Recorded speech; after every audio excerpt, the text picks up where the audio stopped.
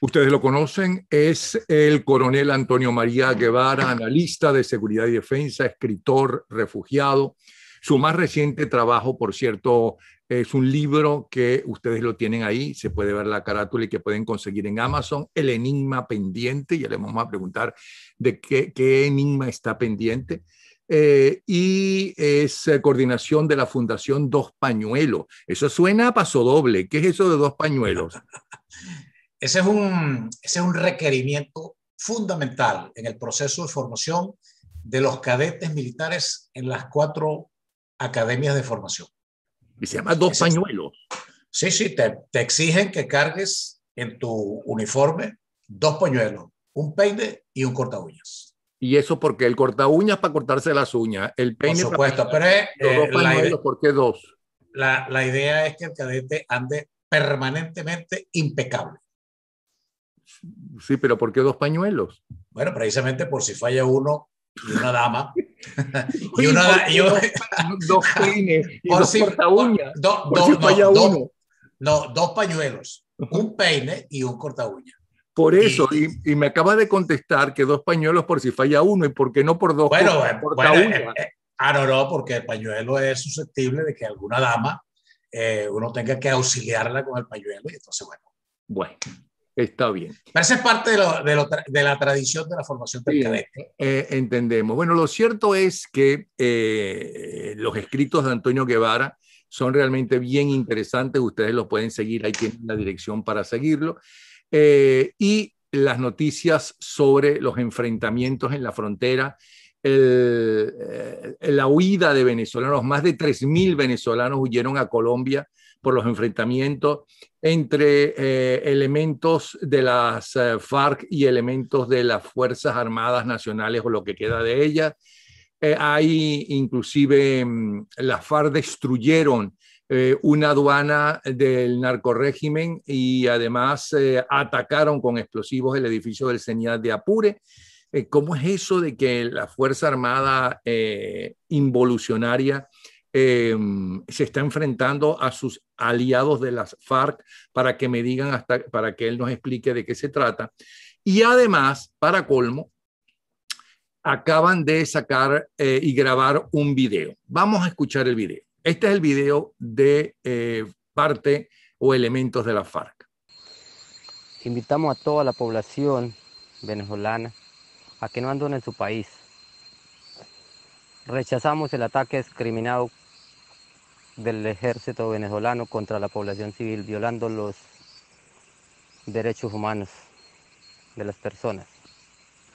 Nos unimos en solidaridad del Frente Décimo y atacaremos las bases militares del ejército venezolano.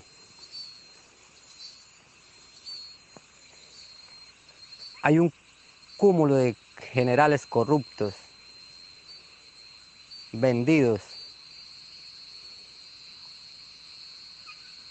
contrarrevolucionarios,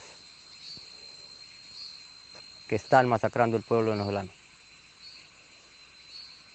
Un saludo a todos los revolucionarios de Venezuela.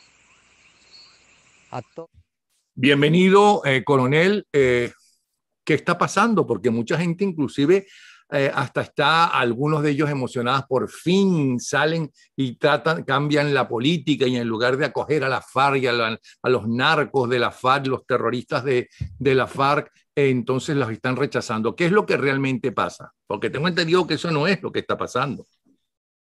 Bueno, buenas noches, Napoleón. Muchas gracias por la invitación nuevamente. Realmente lo que está pasando no es lo que he visto que está circulando, que está pensando la mayoría que es un retorno a los cauces institucionales de la Fuerza Armada Nacional para combatir a la guerrilla. Mira, yo no sé, voy a ponerme un poquitico anecdótico, ¿no? Yo no sé, siento que la gran mayoría debe haber visto El Padrino parte 1, sobre todo en la última parte, cuando sale el gordo Pic Clemenza con una escopeta a arreglar cuentas con las 5 familias más poderosas por encargo de Michael Corleone. Eso que estamos viendo que está ocurriendo en Arauquita en este momento, bueno, no tanto en Arauquita, está ocurriendo del lado venezolano, porque Arauquita queda del lado colombiano. Eso está ocurriendo del lado venezolano. Lo que está ocurriendo es un ajuste de cuentas. Ahora aquí sí voy a hacer un poquitico de historia. En las Fuerzas Armadas Revolucionarias de Colombia hay dos disidencias.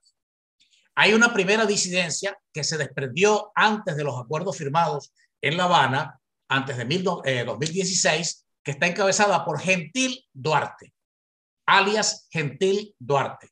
Y hay una segunda disidencia que está encabezada por Iván Márquez, alias Iván Márquez, que esa está de este lado aquí en Venezuela. Esa segunda disidencia es la que tiene acuerdos políticos suscritos con la Revolución Bolivariana. ¿Qué es lo que ocurre? Que Gentil Duarte en el año 2020, el año pasado, le declaró la guerra a la segunda disidencia. Alias Gentil Duarte le declaró la guerra a alias Iván Márquez. Y entonces salió el gordo Vladimir Padrino, como ministro de la Defensa, a ajustar las cuentas. Porque ¿qué es lo que ocurre? ¿Qué es lo que significa desde el punto de vista político, militar, geoestratégico, Arauquita y la población que está al frente, que es la Victoria, toda esa zona que encajona al río Arauca y al río Apure y que da acceso, en primer lugar, hacia el norte, hacia el estado Táchira y hacia, por supuesto, hacia el estado Zulia, como el Callejón. Y luego, un poco más hacia el sur, el estado Apure, el estado Bolívar, el estado Amazonas y puede empalmar con el estado del Tamacuro, pero además se mete en la lengüeta esa que llama desde el estado Apure hasta el estado Guárico para ocupar todo lo que se llama el centro del país. La segunda disidencia, que es la disidencia encabezada por alias Iván Márquez, es la que tiene acuerdos suscritos con el gobierno revolucionario usurpador que encabeza alias Nicolás Maduro. Esa es la realidad. Entonces, ¿qué es lo que ocurre? Esta segunda disidencia que se llama Nueva Marquetalia, yo no sé si conocen la historia de la República de Marquetalia. La República de Marquetalia es parte de 16 repúblicas independientes que fueron el nacimiento de las Fuerzas Armadas Revolucionarias de Colombia entre 1958, un poquitico más atrás, y que fueron como parte de 16 repúblicas independientes que se le alzaron al gobierno colombiano en aquella oportunidad. Y desde allí es el origen de las Fuerzas Armadas Revolucionarias de Colombia, encabezadas por alias Manuel Marulanda, Tiro Fijo. Esta segunda disidencia, la que está aquí en Venezuela, la que vimos retratada en Miraflores con Hugo Chávez y la que Nicolás Maduro dijo hace poco en una declaración pública que todos conocemos, que todos oímos y que todos vimos, que dijo que Jesús Santrich, alias Jesús Santrich y que alias Iván Márquez, junto con el Foro de Sao Paulo, eran bienvenidos en Venezuela cada vez que ellos tuvieran la oportunidad de ir. Esos acuerdos con la guerrilla colombiana, entre paréntesis, son para fundamentar y estructurar la tercera fase de las posibilidades que tiene el régimen para sostenerse en el poder, que es pasar a una fase de guerra popular prolongada. Esa fase de guerra popular prolongada, los que pueden hacerla son esta disidencia de las Fuerzas Armadas Revolucionarias de Colombia, ¿verdad? Que tiene ya acuerdos políticos y militares suscritos con la Revolución Bolivariana. Entonces, ¿qué es lo que está haciendo la Fuerza Armada Nacional? Cumpliendo el encargo del régimen de la Revolución Bolivariana para reducir la primera disidencia que encabeza Gentil Duarte, alias Gentil Duarte, allí en Arauquita y permitir que la disidencia de Iván Márquez ejerza el control de este lado, del lado de Venezuela, y que por supuesto puede expandirse en cualquier momento hacia el lado colombiano. Eso es, palabras más, palabras menos, lo que ocurrió. Por supuesto, los resultados de lo que hemos visto como enfrentamiento, ya vimos los dos comunicados, tanto el comunicado que anunció públicamente la Fuerza Armada Revolucionaria Colombiana como el que hizo el ministro alias Vladimir Padrino, ¿verdad? Indicando exactamente cuáles fueron los resultados de las operaciones. Es una operación en la cual salieron mal parados los efectivos oficiales de la Fuerza Armada Nacional y los de la Fuerza Armada Revolucionaria de Colombia, bueno, manifiestan en su propio comunicado que los afectados son civiles de las poblaciones de Arauquita y de La Victoria en ese tráfico que hay permanente entre ambas poblaciones. ¿Y qué es lo que pasa? Que también las noticias son que hasta 3.000 venezolanos han tenido que huir de su patria por culpa de estos enfrentamientos de los guerrilleros. Bueno, es que ese desplazamiento del lado venezolano hacia Colombia y del lado colombiano hacia Venezuela es un desplazamiento que históricamente ha ocurrido. Cuando ha habido violencia del lado colombiano, los que de Arauquita se desplazan para el lado venezolano. Y cuando ha habido violencia del lado venezolano, los venezolanos se desplazan para aquel lado. Sí, están huyendo precisamente de la violencia, que en este momento está focalizada en el lado venezolano y están huyendo hacia Arauquita, que es el lado colombiano. Ok. Entonces, no son buenas noticias para los luchadores de la libertad y la democracia. No son buenas noticias. Desafortunadamente, desolé, pero no puedo. Con la mano en el corazón, ¿qué posibilidades hay de la desintegración de Venezuela, de la separación de Venezuela en diferentes territorios, unos de la FARC o un grupo, otros de otro grupo, otros de los narcotraficantes, otros de los explotadores del oro? ¿Qué posibilidad hay en este momento? Bueno, es parte de lo que estaba señalando en lo que se llama el nuevo planteamiento de esta segunda disidencia, que se llama Segunda Marquetalia. Ellos siempre han planteado en una hipótesis extrema, lo que llaman la peor hipótesis, ¿verdad? Constituirse como hacer un planteamiento secesionista. En este momento, el planteamiento secesionista abarca lo que es del lado colombiano, departamento de La Guajira, departamento del Cesar, departamento norte de Santander, departamento de Arauca, departamento de Guainía, Vichada y Amazonas. Y del lado venezolano, estado Zulia, estado Táchira, estado Apure, estado Bolívar y estado del Tamacuro. Pero claro, esa es una situación extrema. Entonces, ¿qué es lo que ocurre? Que ya ellos han hecho ocupación territorial, porque la guerrilla colombiana ha hecho ocupación territorial en toda esa franja fronteriza y ejerce soberanía. Yo creo que décadas ya se habla de que el estado Apure está en manos de la guerrilla colombiana. Por completo. Las autoridades inclusive de los diferentes poblados, ¿no? O son colombianos de la guerrilla o están manejados por colombianos de la guerrilla. Sí, la guerrilla colombiana, ¿verdad? Comparte. Cuando hablo de la guerrilla, estoy hablando del ELN y estoy hablando de las Fuerzas Armadas Revolucionarias de Colombia. Sobre todo la disidencia en este momento ejerce, pudiéramos decir, soberanía en toda esa franja fronteriza. La presencia del Estado venezolano en este momento como del Estado colombiano es relativamente un saludo a la bandera. Cuando digo un saludo a la bandera, pues es lo que tú acabas de decir, pues controlan las alcaldías departamentales, controlan todo lo que se llama el ejercicio económico. Fíjate por lo menos, ¿cuál es la importancia económica que tiene esa población de Arauquita? Por la población de Arauquita pasa lo que llaman todo el potencial del complejo petrolero de Cayo Limón.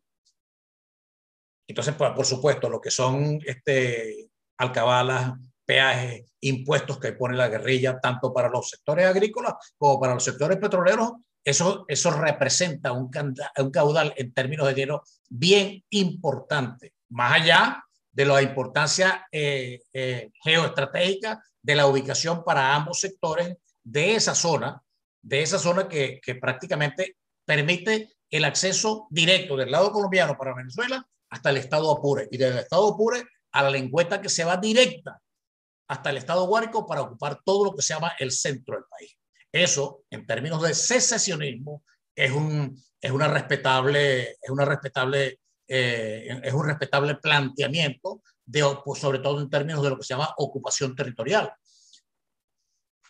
Bueno, entonces otro de los temas que la gente está nerviosa, pero antes quisiera que nos hable de uno de sus más recientes escritos, La liebre y el cazador.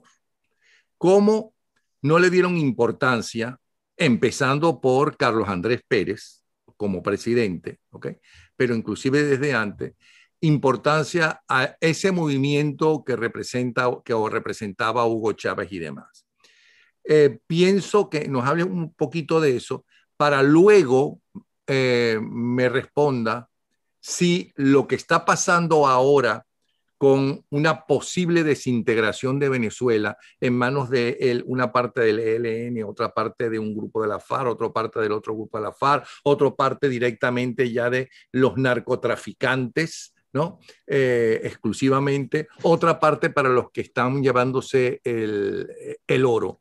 Pero primero, ¿por qué no se le hizo caso a ese movimiento? ¿Por qué estaban tan seguros los dirigentes, ¿no?, que en Venezuela no iba a pasar nada cuando ya hubo soldados en la frontera, no solamente asesinados por los guerrilleros colombianos, sino también en esa venganza que ellos tenían, que le abrían la garganta y le sacaban la lengua por la garganta? Es decir, ¿por qué?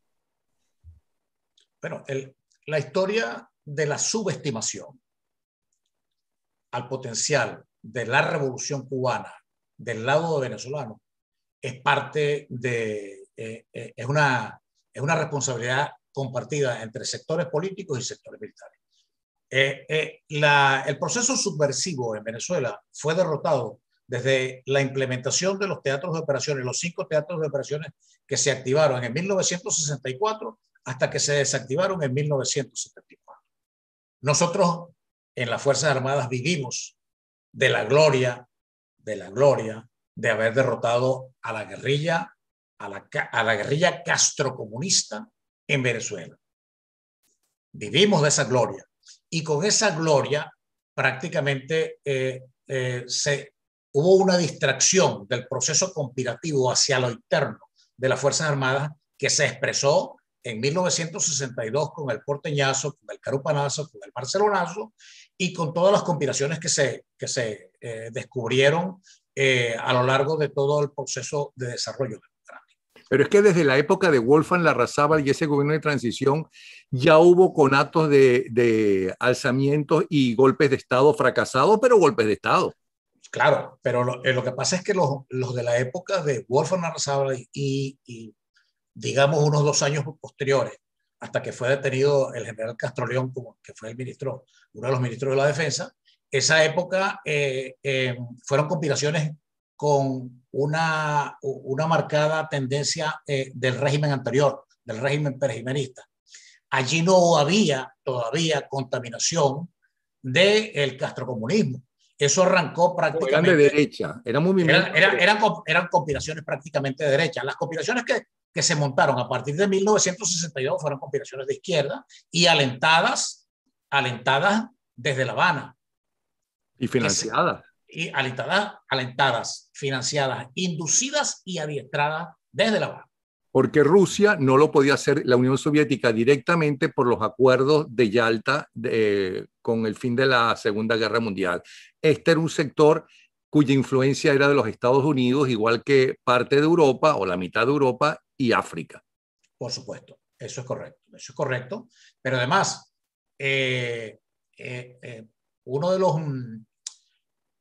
Después del 23 de enero de 1959, cuando vino Fidel Castro a visitar, que hizo 5 históricos discursos en Venezuela, en el Consejo Municipal de Caracas, en el Congreso Nacional, en el aula magna de la Universidad Central de Venezuela.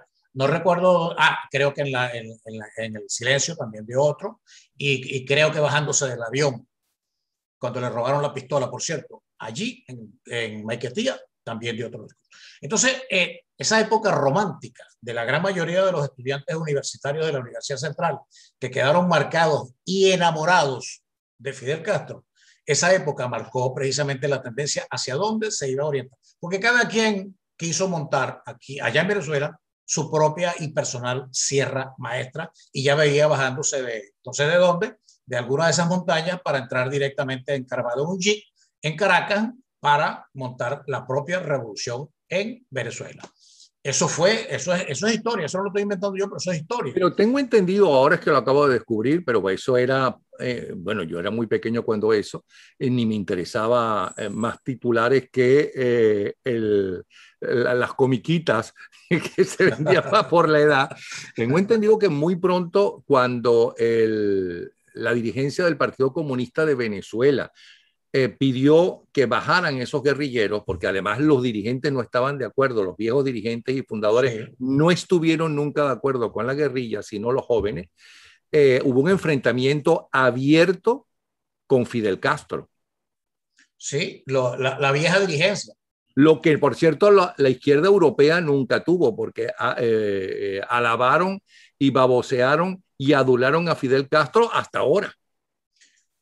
Sí, sí, no, no, y no solamente la izquierda, sino algunos factores de derecha. Por eso es que yo siempre remito, entre paréntesis, yo siempre remito a un librito que a mí me encantó mucho de José Luis Uzcategui ¿cómo se llama la esposa de José Luis? A la periodista A la periodista Eleonora Brusual. Eleonora Brusual. Ellos escribieron un librito que se llama Los hombres que erotizó Fidel. Bueno, uno se pone a leer Los hombres que erotizó Fidel allí. Ahí hay cualquier cantidad de gente de izquierda, pero también hay tanta de derecha que uno queda prácticamente sorprendido. Pero Guevara, ¿tú no recuerdas cuando vino Fidel Castro para la toma de posesión de Carlos Andrés Pérez II? Sí, O sea, la coronación. Había pasado, se había caído el muro de Berlín, ya la gente, ya se sabía quién era el Che Guevara y compañía, se sabía de los crímenes de Fidel Castro, o sea, la cantidad de gente que apareció en enorme página, en la página completa del Nacional, Sí. Dándole la bienvenida, no a todos los presidentes, a Fidel Castro y las firmas que hay allí. Sí, claro, los famosos abajo firmantes, que son 911 abajo firmantes de figuras, mira, con toda la barba de seriedad y que uno se sorprende. Pero y bueno, defensores supuestamente la democracia. Defensores de la democracia, pero es parte del encanto y el carisma del que se enamoró mucha gente y que aún con todo lo que está ocurriendo y con lo que ocurrió, siguen enamorados de la figura de Fidel. Es bueno recordarlo, no para que la gente se vaya al otro extremo, a la extrema derecha, sumamente peligrosa también. Como decía Sánchez Berzaín, o como dice Sánchez Berzaín, la peor de las democracias es mejor que cualquier dictadura. Porque claro, al fin y al cabo, si es democracia, tú la puedes cambiar al cuarto año. El cambio, claro. Okay. Ahora hay una cosa. Usted dice en otro bien interesante artículo algo que ha pasado en estos días del enfrentamiento de grupos armados de diferentes barrios con las autoridades armadas. Cada cierto tiempo, desde algunos de los barrios populares de Caracas, llámese José Félix Rivas, El Carpintero, La Vega, Cota 905, etcétera, se forma un escándalo de opinión pública por algún enfrentamiento armado entre bandas. La existencia de la comunidad de la zona aterrada es para que los cuerpos de seguridad ciudadana y del Estado hagan presencia en la zona y controlen la situación. En el ámbito de esas exigencias entran las Fuerzas Armadas Nacionales. La conclusión superficial ante la nula respuesta oficial es que las megabandas superaron el poder del Estado. ¿Cómo se explica entonces usted y cómo analiza lo que acaba de pasar días anteriores del enfrentamiento ya de las Fuerzas Armadas o de las autoridades armadas y varias de esas megabandas? Bueno, porque, mira, aquí hay algo que es histórico, que empezó a desarrollarse a partir de los sucesos que se implementaron el 11 de abril de 2002. Históricamente, el poder, el sostén de la democracia en Venezuela, por lo menos hasta 1998, residía en la Fuerza Armada Nacional. Residía en la Fuerza Armada Nacional. La Fuerza Armada Nacional estornudaba y la democracia empezaba a tambalearse. De ahí es donde surgió lo anecdótico aquello de que hay ruido de sables. Es porque entonces que si la Fuerza Armada está descontenta, entonces pum, arrancaban de una vez y hacían un aumento de sueldo, y entonces decían la gente, bueno, ya se aplacaron. Pero fíjate, después del 11 de abril de 2002, el régimen estableció que no podía, la vida del régimen no podía estar condicionada a un pronunciamiento de la Fuerza Armada Nacional. Entonces, ¿qué hicieron? Desplazaron el poder de la Fuerza Armada, en primer lugar, hacia los famosos colectivos paramilitares, que antes eran los famosos círculos bolivarianos. Entonces, esos colectivos paramilitares después empezaron a desplazarse a una cosa que se llama darle poder a las megabandas y a los pranatos, que es lo que llama empoderar a la delincuencia común. Empoderar a la delincuencia común. Que, por cierto, no es nada nuevo, hasta el propio Gaddafi lo hizo cuando estaba cayéndose. Todos los regímenes de esta naturaleza lo hacen. Entonces, ¿qué es lo que ocurre? Bueno, yo te doy poder para que tú cobres impuestos, cobres peajes, atraques, hagas esto, etcétera, etcétera, pero a la hora de que el régimen ponga en riesgo su permanencia en el poder, tú vienes aquí a rodear a Miraflores y vas a salir a las calles con tus motocicletas y vas a aterrar a la gente y vas a impedir que haya una concentración cívica que pueda poner en riesgo la permanencia del poder y que como producto de eso haya un pronunciamiento de la Fuerza Armada. O sea, entonces, que la gente no salga masivamente, no a votar, ¿no? Sino que no salga masivamente ni siquiera, ¿cómo se llama? En son de paz, a protestar contra el régimen, como sucedió el 11 de abril. Exactamente. Entonces, todo eso, que se llama control social, pero bajo la égida del pranato, de las megabandas, de la delincuencia común, fue desplazado. Y entonces, la Fuerza Armada Nacional, bajo aquella figura que llaman ellos en el Plan de la Patria y en la Ley Orgánica de la Fuerza Armada Nacional, la fusión cívico-militar, que está expresada en 16 artículos, que se llama la Milicia Nacional Bolivariana, a través de los cuerpos combatientes y las milicias territoriales. Allí, a la hora de las chiquiticas, el pranato, la delincuencia común empoderada y los colectivos paramilitares van, se uniforman y ejercen como milicia bolivariana para formar parte, entre comillas, de la Fuerza Armada Nacional. Entonces, eso se fue desplazando. Además, se crearon las famosas regiones de defensa integral, las áreas de defensa integral y las zonas de defensa integral. Entonces, eso fue aplanando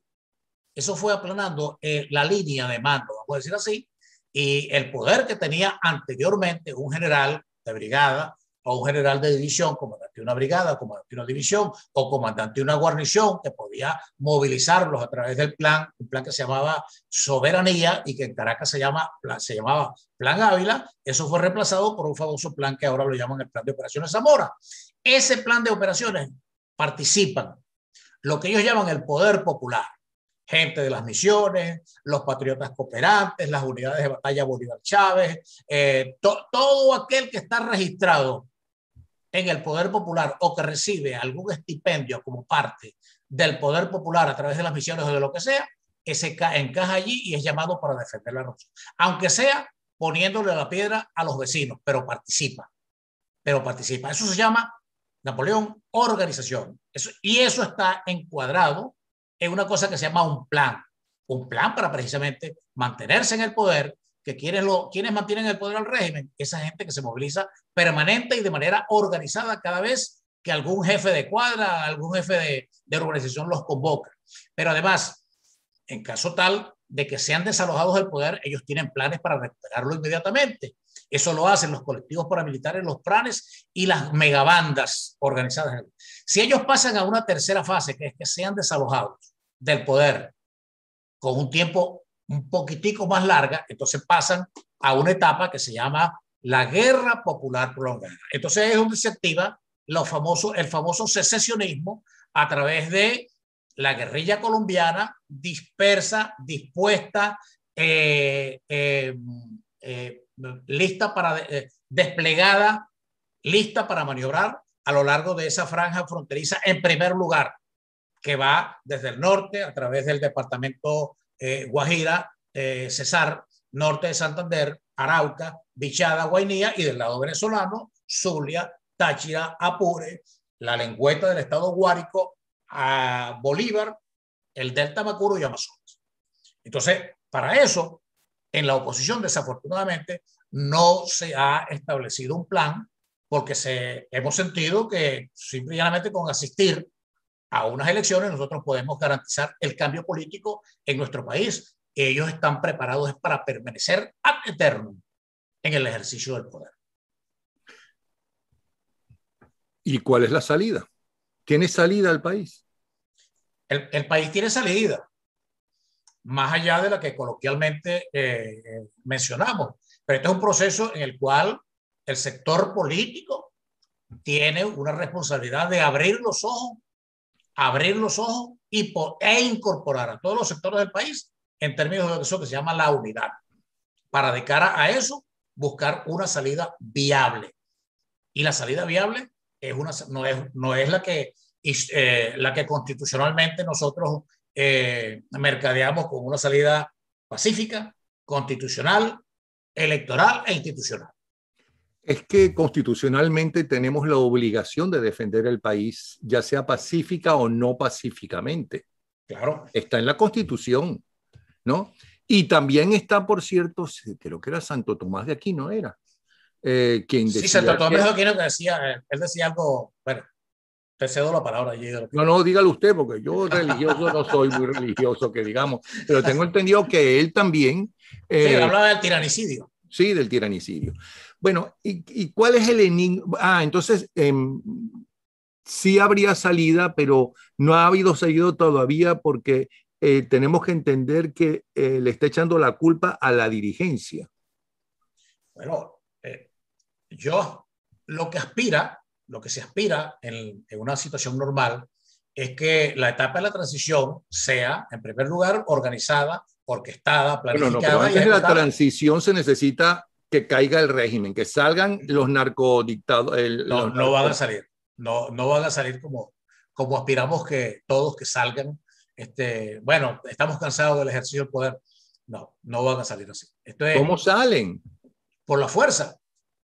¿Con qué fuerza? Con una fuerza en la cual la dirigencia política, el liderazgo, sea capaz de organizar, dotar y adiestrar de cara precisamente a enfrentar al régimen en términos de proporcionalidad, pertinencia, oportunidad. Dinero para dotar lo hay. Por supuesto. ¿Por qué cree que no se ha hecho? O a lo mejor se está haciendo y eso no se dice ni se publica.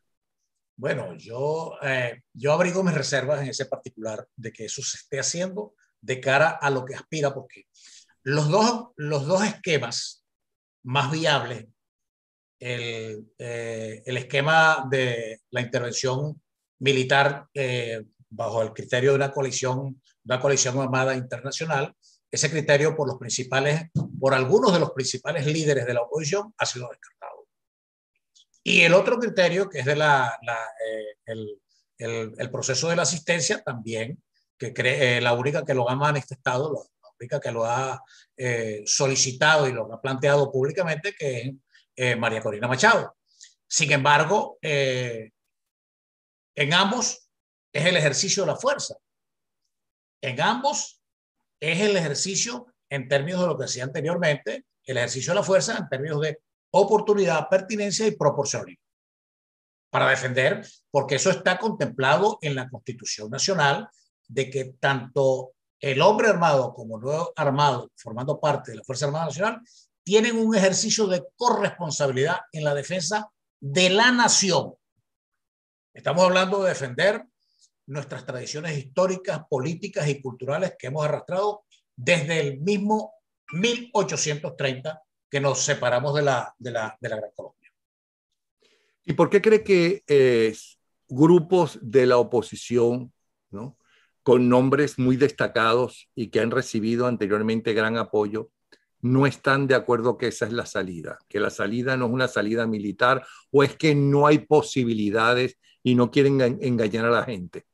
Qué ingenuo soy, pero ese es mi trabajo, hacer las preguntas. Bueno, yo voy a decir lo que siempre he dicho. Yo sé que es un poquitico antipático, pero ese esquema de la salida de la fuerza va a producir a un general o un vicealmirante victorioso, o un coronel victorioso, o un teniente coronel victorioso, porque las emociones en el plano de los venezolanos son contenidas hasta cierto momento, y cuando sale alguien a resolver el problema, ese es el hombre de la coyuntura. Ahora, ese hombre de la coyuntura, sea un teniente coronel, un coronel, un general, después que amarre su caballo en Miraflores, no va a llamar a ningún político para decirle, mira, ya yo te hice el trabajo sucio, ahora bien, toma, tómalo tú. Ese es el temor que tiene el liderazgo político. Ese es el temor que tiene el liderazgo político en términos de amarrarse con la única opción de cara a lograr en un corto plazo el cambio político en Venezuela. Eso puede ser cierto también, pero también es cierto que nos guste o no, Guaidó, sea un virginal o sea un villano, sea honesto o deshonesto, porque de todo se dice, es el que internacionalmente, a quien internacionalmente se le ha dado el apoyo, ¿ok? Igual que a esa Asamblea Nacional. Entonces, si un militar cumpliendo con su deber, no es ningún sacrificio ni nada de eso, es su deber. Para eso se metieron, para eso estuvo usted de militar. Claro. Vamos a estar claros. Logra acabar con estos delincuentes, ¿no? Si se queda allí en el poder, ¿no? Es un dictador, ejerce una dictadura y no va a tener apoyo internacional, no va a conseguir el dinero que se necesita de inversiones internacionales, tanto con organismos internacionales como posiblemente de buena parte de la banca internacional. Entonces, a menos que haya hecho eso con aspiraciones de querer ir al poder, como demostró Chávez Frías, que lo hizo no para arreglar el país, sino para quedarse eternamente en el poder y entregar el país para vergüenza del gentilicio venezolano, ¿no? A una isla quebrada, sin pegar un solo tiro, ¿ok? Entonces, ese señor también es nefasto. Bueno, aquí entra en juego, Napoleón, una cosa que se llama la emocionalidad del venezolano. Es posible que la comunidad internacional no lo quiera, pero probablemente, en todo caso estamos especulando, ¿no? Pero que tiene un alto porcentaje de probabilidad. Probablemente la comunidad internacional lo cerque, no lo reconozca, etcétera, etcétera. Pero yo siento que el venezolano, como es altamente emocional, aplicará aquello de que a mí no me interesa si ese gato es amarillo, es rojo, es azul, es verde o es tornasol. A mí lo que me interesa es que ese gato cazó al ratón rojo y nos solucionó el problema del cambio político. Y entonces la gente se va a enamorar, por lo menos en los primeros tiempos, de ese coronel, de ese general, de ese almirante, que va a tomar el poder y que le solucionó el problema inicialmente. Como sucedió con Franco y sucedió con Pinochet.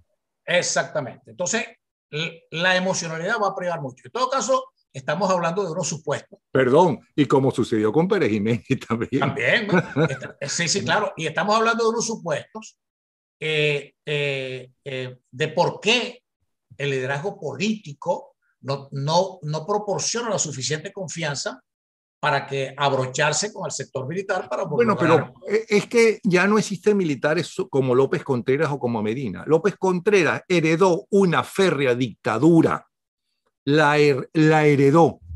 Y él, con su lema sin prisa pero sin pausa, ¿okay?, fue abriendo el país igual que Medina, ¿no? Con muy poca prisa, como la que querían los jóvenes de la generación del 28, pero la abrieron.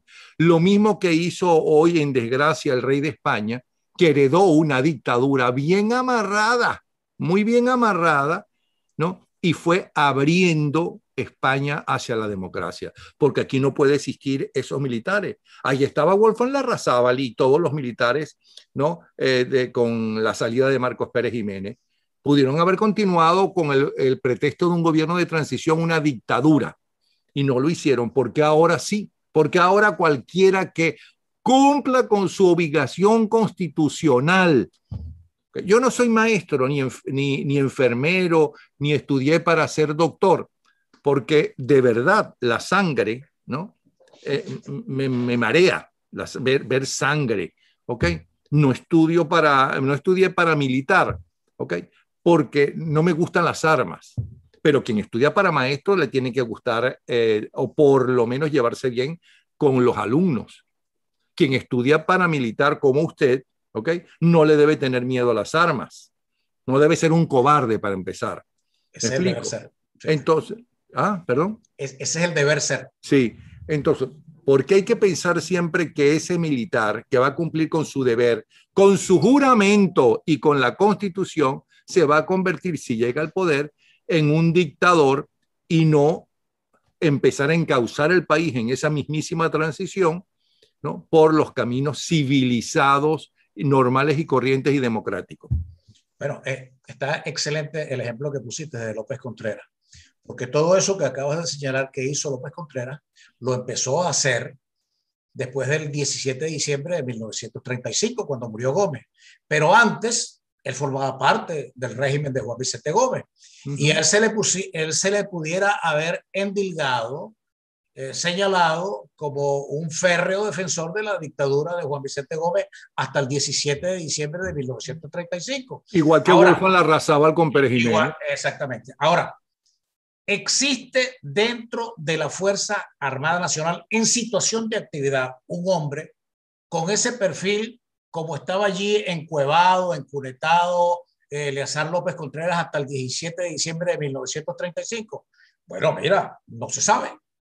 Ahora, ese hombre que se encargue de reencauzar el camino del país por la vía de la institucionalidad y la recuperación del Estado de Derecho, y que va a levantar las banderas de la libertad y la soberanía y la vigencia de la Constitución, etcétera, etcétera. Puede ser uno que está dentro de la Fuerza Armada, que puede agarrar dos caminos. Puede agarrar el camino de López Contreras o puede agarrar el camino de una dictadura más férrea y peor violadora de los derechos humanos que la que está actualmente. Y lo que tienen miedo entonces los dirigentes políticos es que le quiten a ellos el poder para entregárselo a un elemento que nos puede llevar a situaciones aún peores que las que vive Venezuela. Bueno, yo dificulto que una situación peor que la que está viviendo en este momento Venezuela pueda ser superada. Yo particularmente no creo, aunque no hemos perdido nuestra capacidad de asombro hasta el momento, pero un jefe militar en comunidad con el liderazgo político, ¿verdad? Muy bien puede tomar las riendas de eso. El general de Gaulle llevó a Francia. Eisenhower, hay muchos ejemplos. Sí, no, pero yo creo que el general de Gaulle es un ejemplo muy claro, porque el general de Gaulle terminó la Segunda Guerra Mundial y no encabezó la transición, prácticamente. Tuvo que esperar como 4 años para ser presidente de la República. Entonces, a pesar de que toda la carga de instrumentar lo que llaman la Francia libre y unir a judíos, a comunistas, a franquistas, a pro alemanes, a gente completamente que repudiaba el militarismo en Francia, eso lo unió durante 4 años. Y sin embargo, el general después se caló, digo, en el buen sentido, que no fue considerado y después regresó al poder como presidente de la República. Ahora, esas son parte de las cosas que en un proceso como el que tan grave, tan siniestro, como el que está viviendo Venezuela actualmente, el liderazgo político tiene que encarar, pues. Y dejar un poquitico de lado eso de que, bueno, antes de que llegue fulano o fulana a Miraflores, soy yo el que debe llegar. O sea, pensar como un estadista y no como un político. Pensar en las futuras generaciones, en el futuro del país. Pensar como estadista y no como político. Bueno, su más reciente trabajo literario es El Enigma Pendiente. ¿Qué enigma hay en Venezuela que está pendiente? Bueno, mira, Napoleón, el 27 de febrero de 1976 fue secuestrado en la ciudad de Caracas un industrial norteamericano llamado William Frank Nihouse. El secuestro de William Frank Nihouse duró 3 años, 4 meses y 2 días. Del 27 de febrero de 1976 apareció, que fue secuestrado en Caracas, apareció en en el estado Bolívar, en un pueblito que llaman Borbón. Ese secuestro, en el cual participaron varios factores de la guerrilla desmovilizada, estamos hablando de 1976. En 1976, hacía 2 años que se había desactivado el último teatro de operaciones. Lo que quedaba eran unos grupos dispersos que ya anteriormente habían secuestrado a Dao, habían secuestrado a los Molinos Palacios, habían tenido algunos secuestros, se habían ejecutado algunos secuestros exitosos. Pero este secuestro, que inicialmente se inició con un criterio completamente económico, o sea, el de que, secuestrar y pedir un rescate, después se convirtió en un secuestro político. Los secuestradores originales, que es lo que llaman el Grupo de Comandos Revolucionarios, encabezados por Carlos Lan Rodríguez, que después tuvo vara alta en el gobierno, que por cierto está desaparecido desde el mes de agosto, no aparece Carlos Lan Rodríguez. Ese grupo de comandos revolucionarios le entregó a William Franklin House a otro grupo, entre los cuales estaba Fernando Soto Rojas, Jorge Rodríguez Padre y Alí Rodríguez Arango. Esas vinculaciones, cuando aparece William Franklin House en 1979, estaba recién llegado al gobierno el presidente Luis Herrera Campín. Recién llegado. El presidente había recibido en el mes de febrero la presidencia de la República y en junio apareció House, el 29 de junio. El presidente, la primera medida que tomó cuando apareció House fue autorizar la salida del país de William Franklin House.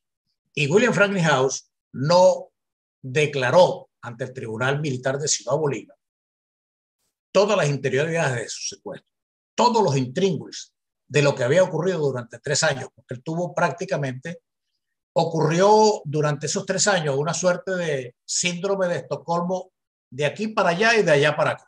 Ni siquiera las autoridades norteamericanas cuando llegó a su país. Ni siquiera no, porque bueno, aquello del pobrecitismo, bueno, el hombre tiene 3 años distanciado de su familia, se le murió el padre mientras estuvo retenido. O sea, privaron las razones humanitarias y no ni las razones políticas ni las razones legales, porque había un expediente abierto en el cual la declaración del principal afectado hubiera abierto demasiado las luces de lo que realmente ocurrió en ese secuestro. ¿Por qué eso es un delito? Bueno, porque estamos hablando de una época en donde la política de pacificación, que era una de las banderas que el presidente Herrera, mantenía implementar con el objeto de pacificar, de bajarle la tensión al país en ese momento, dentro de los grupos pacificados había mucha gente que había tenido una vinculación bien estrecha con el proceso de secuestro. O sea que el secuestro tiene el secuestro propiamente dicho, la retención y la liberación. Y para que haya habido la liberación, que ya el secuestro en ese momento se había convertido en político, para que pudiera haber la liberación, hay un tema allí que es el tema de el cobro del rescate, que es otro tema. Todos esos los que participaron, que después tuvieron vara alta en el régimen de Hugo Chávez al comienzo y todavía lo siguen teniendo, eso se convirtió en un enigma poderoso porque ahí estuvo metida la mano del régimen cubano y la mano de muchos de los factores de la subversión de la época de los 60 y de los 70, que después también se convirtieron en parte de la nomenclatura revolucionaria cuando arrancó el gobierno de Hugo Chávez. Muchos de esos que participaron en el secuestro, sea en tareas de retención, estamos hablando de 3 años, en los sitios de retención de William Franklin House, por ahí debe haber pasado más o menos, es lo que se estima, incluso es lo que se estima que pasaron por allí por los sitios de retención, casi 150 efectivos. Casi 150 efectivos, de los cuales hasta el momento nadie sabe, pero que muy bien pudieran haberse levantado el velo de nombres y de apellidos si William Franklin House se hubiera sentado frente a una máquina de escribir y hubiera declarado y hubiera consignado públicamente, sumarialmente al tribunal, el famoso diario de William Franklin House, que lo llevaba escrupulosamente desde el primer día que llegó al sitio de retención. ¿Y ese diario dónde está? Bueno, esa es la pregunta de las 64.000 lochas, pero ese diario es un diario que contiene información sobremanera contundente desde el punto de vista de lo que ocurrió en ese momento. O sea, no se sabe dónde está, si lo tienen los familiares ese diario, o las autoridades norteamericanas, que es lo más probable. No, ese diario, cuando William Franklin House salió de Borbón en un helicóptero para Ciudad Bolívar y estuvo en el comando de la división de Selma con el general Camarach Iraramendi, ese diario se le consignó. Habían dos jefes de policía y el comandante de la división, que era el general Camarach. Estaba el director de la DICIT, que era Remberto Uzcategui Bruzual, y el director de la PTJ, que era Jorge Sosa Chacín. Uno de los dos jefes policiales se quedó con el diario. Yo estimo que con ese diario se quedó Remberto Uzcategui Bruzual. Y lo que está registrado en ese diario contiene información que precisamente puede contribuir exactamente a todos los enigmas que quedaron pendientes como parte del proceso de secuestro de William Franklin House. Yo hace muchísimos años no hablo con Remberto Uzcategui, pero él está vivo. Bueno, no creo. Yo no creo, pero también yo tengo añales que no conozco. Que no sé de él. Ajá. Sí. Bueno, déjame investigar con amigos comunes. Perfecto. Entonces, el enigma es exactamente eso, aunque sí. Yo me perdona que no estoy metido en ese mundo, no pertenezco ni al mundo político, ni al militar, no, yo soy periodista, punto, ¿no? Y quisiera ser disc jockey, ¿no? De nuevo. Porque lo que me gusta es la música. Entonces, pero ¿qué hubiera pasado? A lo mejor en el peor de los casos, si no está, gracias al éxito que dice la dirigencia política de ADE y de COPEI, fue un éxito la pacificación allá en los 60 con Leoni y con Caldera. Posiblemente no iban a ir a juicio, o si iban a juicio, le correspondía un par de años, aunque la sentencia fuera mayor, y después salían libres, porque esa es la historia del país. Bueno, pero históricamente los procesos de pacificación entrañan: uno, enfrentar la justicia; dos, desmovilizarse. Bueno, en este orden: desmovilizarse, entregar el armamento y enfrentar la justicia. Nada de eso ocurrió en nuestra pacificación. Y muchos de los que fueron beneficiados por la pacificación después se convirtieron en uno de los principales alabarderos para permitir la penetración en la Fuerza Armada y en la política venezolana del régimen cubano. Perfecto. ¿Y por qué lo permitió? ¿Por qué la Fuerza Armada lo permitió? ¿Y por qué luego se hicieron los... porque creo que fue Carratú, creo que Carratú me dijo, no sé si público o en privado, que más de una vez se denunció, no fue Carratú, sí, como que fue Carratú, o Peñalosa, que se denunció a Carlos Andrés Pérez: mira, están conspirando fulanito y fulanito, y no le paraban. Sí, eso es histórico. Pero tampoco ustedes, la alta gerencia militar, o como se llame eso, le pararon tampoco. No, pero fíjate, consta, por lo menos en el caso, hay decisiones que tiene que tomar el presidente de la República en su carácter de comandante en jefe. Por lo menos en el caso de la investigación de aquel famoso paseo vespertino que hicieron los tanques Dragón en el año 1988, que era presidente encargado Simón Alberto Consalvi, y el presidente Lucichi estaba fuera del país, esa investigación se hizo. Y al presidente de la República, que era Jaime Lucichi, se le presentó el dossier correspondiente, indicando exactamente, bueno, las responsabilidades y algunas medidas que tenía que tomar. No conozco las interioridades, pero sí me consta, porque muchos de los altos jefes de aquella oportunidad que hicieron la investigación lo han anunciado públicamente en algunos programas en los que han participado. El presidente no creyó nada de lo que le estaban presentando los mandos en aquella oportunidad, y de hecho lo reflejó en una entrevista que no recuerdo quién fue que se la hizo, en un libro que está registrado en un libro, y dice: bueno, eso que me presentaron fueron unos cuentos chinos. Así lo dijo el presidente Lucichi. Eso en relación a que ya la conspiración venía andando. Pero además, en relación a lo que ocurrió el 4 de febrero, que fue un desenlace que todo el mundo conoce históricamente, el presidente Pérez, cuando le anunciaron eso, el presidente lo que dijo es que a él no se le alzaba a nadie. Eso es historia, porque eso también quedó registrado en algunas de entrevistas que dio posteriormente el presidente Pérez. Ahora, eso no significa que los altos jefes militares no tuvieran una cuota parte de responsabilidad en tomar medidas en el nivel que correspondía. Porque, fíjate, ocurrió el 4 de febrero. ¿Tú sabes cuántos aproximadamente de esos oficiales que participaron en el 4 de febrero fueron reincorporados a la Fuerza Armada Nacional? Casi 600.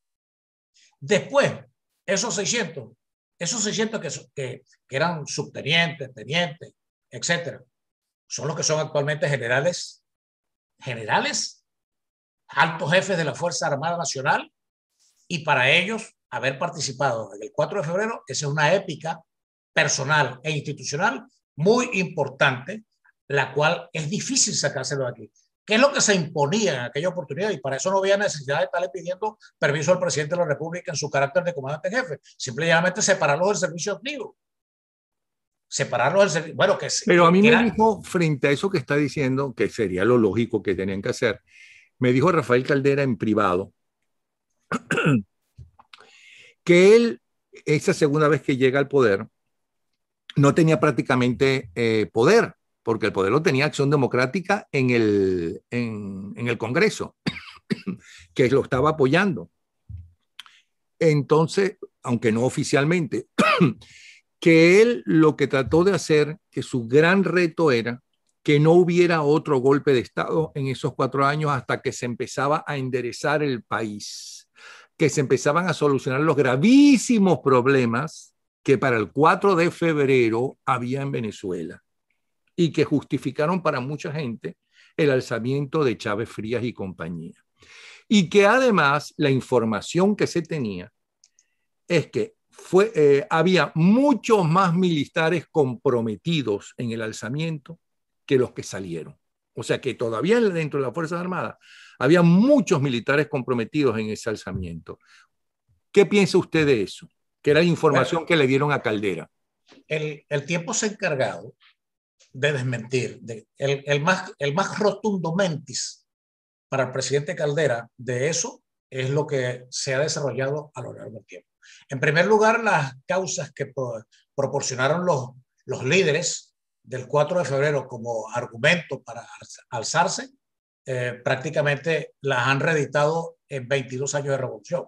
De manera porque eso no desmiente en términos de argumentos para la Fuerza Armada, pero además en términos de decisiones. Hubo una conspiración, hubo un golpe de Estado, hubo más de 100 muertos, hubo daños a la propiedad pública y privada, pero además hubo un grave atentado a la Constitución Nacional y se interrumpió un ciclo de vida democrática muy importante después de 40 años bueno, un poco antes, 34 años de democracia. Entonces, lo que se imponía era que hubiese decisiones fuertes. Por lo menos el presidente Caldera reincorporó a Arias Cárdenas y lo hizo jefe del PAMI. Reincorporó al teniente coronel Ortiz Contreras y lo hizo jefe de no sé qué cosa por allá. Reincorporó al otro y le ofreció un cargo, le ofreció otro cargo a Chávez. O sea, a los jefes más importantes los dejó los separó de la Fuerza Armada, pero los dejó libres para que continuaran atando cabos. Supongo porque le resultó en el gobierno anterior muy bueno la pacificación, y supongo que también se puede contestar, ¿y por qué Carlos Andrés Pérez, que es el que querían matar y a quien le dan el golpe de Estado, no los llevó a juicio? Bueno, fueron llevados a juicio y algunos fueron sobreseídos, otros pagaron. Eso fue después de Carlos Andrés. Sí, exacto, pero algunos fueron sobreseídos, algunos ni siquiera se les abrió ningún tipo de expediente. Incluso yo recuerdo que yo era mayor, comandante de un batallón por allá en la selva, y yo recibí bastantes muchachos de esos, que eran recién graduados, y las únicas limitaciones que a mí me impusieron era que no les diera cargo de comando, que no les diera la llave de los parques donde estaba el armamento y que los controlara, pues que les hiciera un seguimiento permanente a ellos. Pero ¿cómo se logra eso? ¿Cómo se comía eso en esa oportunidad cuando con las graves limitaciones que hay de personal en cada una de esas unidades, uno está obligado a darle responsabilidad. Además, haciendo abstracción de lo que hicieron, la gran mayoría eran profesionales muy bien capacitados desde el punto de vista militar, o sea, desde el punto de vista del ejercicio. Entonces uno los utilizaba. Ahora, lo que se imponía, lejos del pobrecitismo, era separarnos del servicio activo. Separarnos. Yo no creo que eso hubiese ocurrido con el presidente Rómulo Betancourt. Yo no creo que eso hubiese ocurrido. O sea, el argumento que da el presidente Caldera de que, bueno, había que garantizar la estabilidad institucional del país, solucionar algunos problemas y que no podía abortarse el gallinero militar hasta que eso no agarrara el camino correspondiente después de esos eventos. Pero, sin embargo, son dos intentos de golpes que hubo esa oportunidad, el del 4 de febrero y el del 27 de noviembre. Entonces, lo que se imponía era tomar medidas severas, medidas judiciales severas y dejarse también del pobrecitismo de pasar 3 o 4 años. El teniente coronel Antonio Tejero en España entró a las Cortes. Era el Congreso de España. Sí. A lo que era el Congreso de España. Echó 4 tiros al aire y se tiró 30 años preso en España. Porque el rey, ¿no?, se negó a apoyarlo. Si el rey lo hubiera apoyado, el rey podía seguir siendo un dictador, como claro, fue la herencia de él, ¿okay?, y Tejero un héroe. Claro. Eso es un gran mérito de hoy, de ese rey de España, o sea, el padre del actual rey de España, que lamentablemente ha terminado como terminó. Bueno, hablando de la corrupción, de corrupción, porque solemos ver la corrupción de nosotros, pero de allá afuera, que hay muchísima, bastante, y más grande todavía, no lo vemos con tanta claridad. Pero fíjate cómo se estabilizó España después de eso. Y fíjate cómo se está desestabilizando ahora. Ah, bueno, porque llegaron los rojos. Ajá. Y donde Delcy Rodríguez parece ser que tiene vara alta. Vara alta. Y va a regañarlos. Bueno, ella dirá, bueno, con todos los millones que le hemos dado a estos sinvergüenzas, tan sinvergüenzas como nosotros, dirá ella, ¿no? Claro, el chantaje por delante. Ajá. Mira, entonces vuelvo a repetir, y para finalizar, le pregunto, y déjame buscar con mi lupa de los 40, porque desde los 40 me los estoy necesitando. Le pregunto a el coronel Antonio María Guevara, analista de seguridad y defensa, ¿ok?, coordinador de toda una fundación que tiene que ver con los militares. Venezuela tiene futuro. Me acabas de tirar un narrahueco cochino. Pero sin embargo, estoy obligado a decírtela exactamente al mismo tenor del programa anterior. Venezuela sí tiene futuro, pero impone que la construcción de ese futuro, esté montado sobre la unidad de los más del 90 y tantos % de venezolanos que aspiramos que se recuperen las banderas de la libertad, de la soberanía, de la independencia y de la vigencia del Estado de Derecho y sobre todo la paz en nuestro país. Y eso requiere la construcción de la unidad, pasa porque los dos sectores, el sector político, que es el que debe encabezar el sector político, y en el sector político el liderazgo, se ayunte con el sector militar para lograr en nuestro país el cambio político en el más corto plazo. Bueno, pero vamos a estar claros. ¿El sector militar cuál es? Bueno, y eso existe, ese sector militar democrático. Y por otro lado, el sector político, estos muchachos de ahora, dirigentes que no son ya tan muchachos, estos dirigentes se formaron en la Venezuela de las últimas décadas de la Cuarta República, ¿no?, cuyos dirigentes fracasaron. O sea, esos dirigentes no fue Rómulo Betancourt, ni fue Leoni, ni fue Caldera I, no.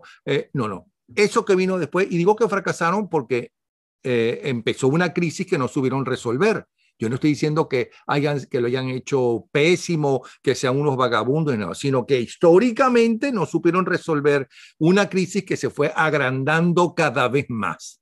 Pero ellos son los padres de lo que está ocurriendo. Ok, entonces, eso que dice es posible. Sí es posible, pero para eso hace falta mucha voluntad y un poco de desprendimiento. Visión de estadista. Pensar en el futuro de nuestro país. Y los que piensan en el futuro de nuestro país son los estadistas. Mientras se esté pensando en las próximas elecciones, no tenemos vida, no hay futuro, no hay esperanza. Pero si pensamos como estadistas, pensando en el futuro, son casi 6 millones, yo creo que más, 6 millones de venezolanos que están fuera del país, pasando cualquier cantidad de penurias económicas, pero fundamentalmente emocionales, que han sido exponenciadas con lo que está ocurriendo con el coronavirus en nuestro país. Entonces, mira, pensar, no, vamos a hacer unas elecciones dentro de 6 años. ¿Y los políticos piensan en la gente, en alguna parte del mundo, o utilizan a la gente para primero llegar y luego mantenerse? Bueno, mira, y que me perdonen los políticos, pero un cuento que uno recibe Napoleón, de pero ellos, es que hay ejemplos de que sí hay políticos que piensan en la gente, por lo menos. Y llegan a puestos importantes pensando realmente en la gente. Bueno, fíjate, el proceso por lo menos de lo que ocurrió en Israel con Ben Gurión, lo que ocurrió aquí mismo en Francia con el general de Gaulle, lo que ocurrió con los aliados, fíjate, para la recuperación de Europa después inmediatamente de la Segunda Guerra Mundial, cuando todos los países de Occidente se unieron para apoyar el proceso de reconstrucción de Europa. Eso lo propiciaron los políticos, pensando en la gente, pensando en la humanidad.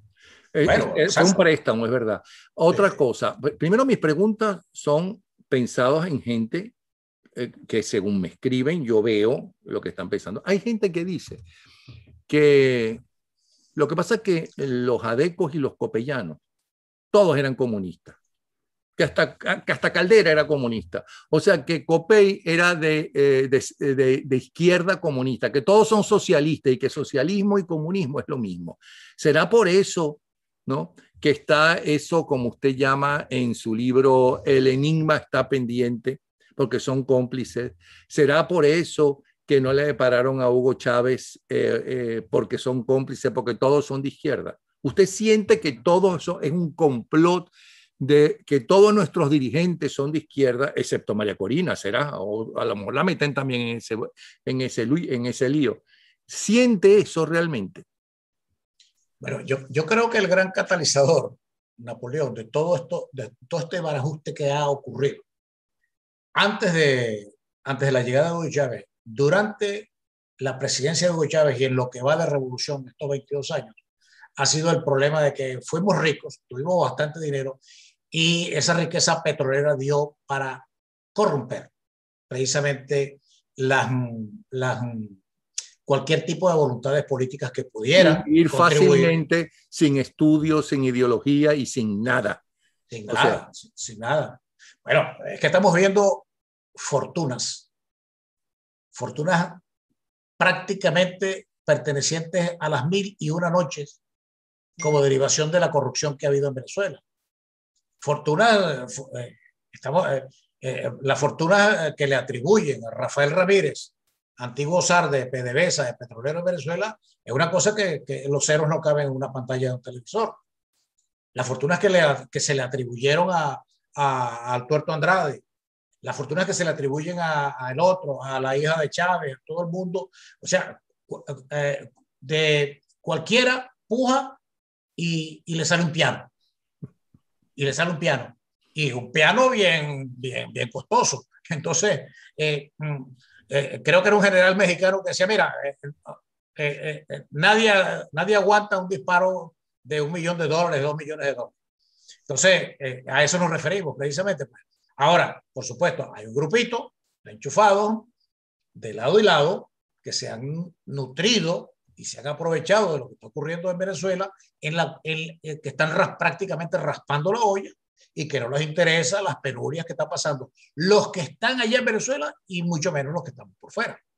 Porque Por otro lado, por otro lado, hay un grupo que dice que Guaidó, como no pudo cumplir con su promesa inicial por la cual todo el mundo lo apoyó, etcétera, etcétera, etcétera, debe renunciar. ¿Usted cree que Guaidó debe renunciar? ¿O que debe imponerse y tratar de unificar a la oposición lo más posible? Y bueno, poner un ministro de la defensa para empezar, aunque sea en el exilio, como lo fue, ya que lo mencionó varias veces, Charles de Gaulle. Bueno, la institucionalidad, parcialmente dentro de Venezuela, aguas afuera a través del famoso mantra de los 60 países encabezados por Estados Unidos, la institucionalidad está reconocida en términos de la Asamblea Nacional y Juan Guaidó. Entonces, es él el que debería tener la iniciativa de unir el liderazgo del país. De unir al liderazgo Pero ha del país. tratado de unirlo porque ha hablado con Antonio Ledesma, ha hablado con María Corina, y lo sabemos porque ellos mismos han declarado, tanto Ledesma como María Corina. Ledesma más tranquilo, María Corina más radical, pero y sabrá que Dios con quién más ha hablado. Bueno, pero el que tiene la posibilidad institucional de tomar la iniciativa es Juan Guaidó, porque es el que está respaldado por la Constitución, entre comillas. Ahora, el que tiene que plantear propuestas viables como un estadista es Juan Guaidó.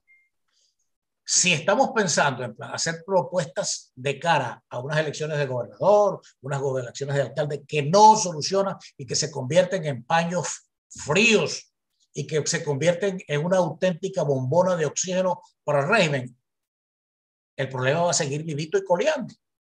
Entonces, en definitiva, ¿no? Usted nos dice que Venezuela sí tiene futuro porque la esperanza es lo último que se pierde. No, pero que todavía no ve ni la lucecita al final del túnel. Eso es lo que en 2 palabras nos está diciendo. No, yo lo que estoy diciendo es que la esperanza hay que construirla y quien tiene la responsabilidad de construirla es el liderazgo político. Bueno, no se sabe si hay dentro de la Fuerza Armada encuevado algún López Contreras. Nadie sabe. Ojalá. Ojalá. Y esa es parte de la esperanza.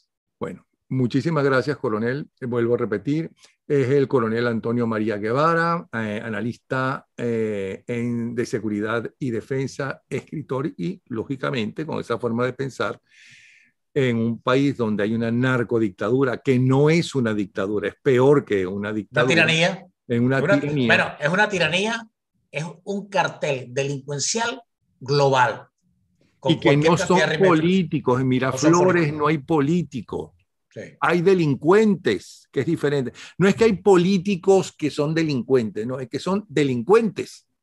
Y los delincuentes se le da tratamiento de delincuentes. Claro, claro. Gracias. Nos vemos. Gracias a ti, Napoleón. Gracias por la invitación.